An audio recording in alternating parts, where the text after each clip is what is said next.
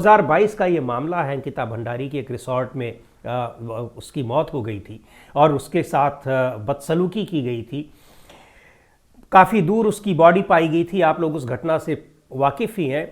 आनन फानन में उसमें उस समय भी बहुत ज़ोरदार दबाव बना था और प्रदर्शन हुए थे, मांग हुई थी। जिस तरीके से उसकी बहुत नृशंसता के साथ हत्या की गई थी, और उसमें भी रिसॉर्ट भी बीजेपी के नेता का था। जो लोगों के नाम आए थे उसमें भी बीजेपी के नेता थे। बाद में 3 लोगों को सज़ा हुई, उसमें उम्र कैद की सज़ा हुई आनन फानन में, लेकिन बड़े नेताओं के नाम उस समय भी छिपा लिए गए और मामले पर पर्दा डाल दिया गया। लेकिन और अब जबकि उर्मिला सनावर और उनके पति, वो हालांकि उन दोनों के बीच में शायद अब सेपरेशन हो गया है, लेकिन वो दावा करती हैं उर्मिला सनावर की वो सुरेश राठौर की पत्नी है। सुरेश राठौर बीजेपी के नेता है। हालांकि बीजेपी ने उनको 6 साल के लिए निष्कासित भी कर दिया है, इसीलिए कि अब ये सारे जो जिस तरीके से वो खुलासे कर रहे हैं या उनके पास उनके सारे सबूत मौजूद हैं।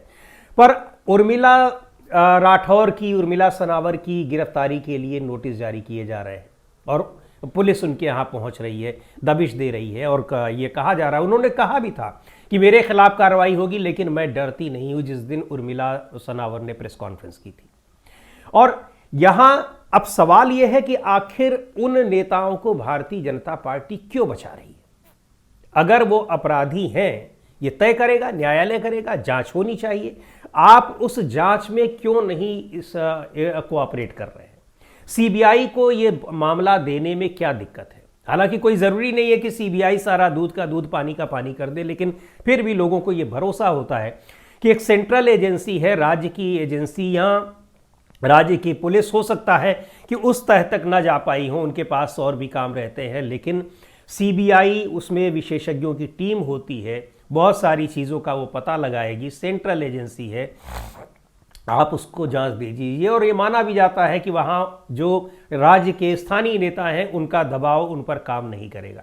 पर यहाँ सीबीआई को जांच दी ही नहीं जा रही है और अब सीबीआई की जांच की मांग करने के लिए भारतीय जनता पार्टी के नेता ही अब आगे आ रहे हैं। कई दिनों से लगातार वहाँ पर प्रदर्शन हो रहे हैं। तमाम महिला संगठन वहाँ पर कैंडल जो है जलाकर न्याय की मांग की जा रही है अंकिता भंडारी के लिए।